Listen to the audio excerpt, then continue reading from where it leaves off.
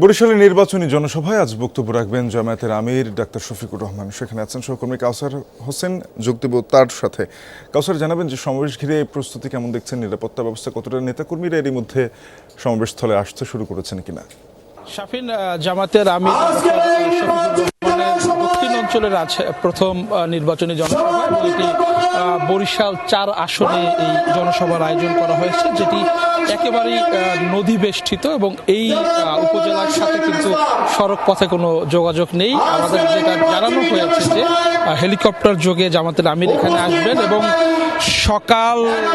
সকাল ৯টা থেকে ৯:৩০টার মধ্যে এই জনসভা স্থলে হাজির হওয়ার কথা রয়েছে জামাতের আমির, এবং তিনি এখানকার যা ভোটার রয়েছে তাদের উদ্দেশ্যে বক্তব্য রাখবেন এবং এখান থেকে জনসভা শেষে তার বাউফলের আরেকটি জনসভায় যোগ দেওয়ার কথা রয়েছে। এবং বরিশাল ৪ আসন হিজলা এবং মেহেন্দিগঞ্জ উপজেলা নিয়ে গঠিত এবং এখানে জামাতের প্রতিদ্বন্দ্বী রয়েছে বিএনপির প্রার্থী, এবং এই আসনে যিনি প্রতিদ্বন্দ্বিতা করছেন জামায়াতের পক্ষে তিনি জেলা জামায়াতের আমির, এবং তার আসলে নির্বাচনী প্রচারণার জন্যই কিন্তু তিনি এই আজকের জনসভায় যোগ দিচ্ছেন। এবং যেহেতু একেবারেই সকালবেলা ধীরে ধীরে নেতাকর্মীরা আসতে শুরু করেছেন, মেহেন্দিগঞ্জের যে ঐতিহ্যবাহী আরসি কলেজ রয়েছে সেই আরসি কলেজ মাঠে এই জনসভার আয়োজন করা হয়েছে, নেতাকর্মীরা আসতে শুরু করেছেন এবং তারা জানিয়েছেন যে জামায়াতের আমিরের এই প্রত্যন্ত অঞ্চলে জামায়াতের আমিরের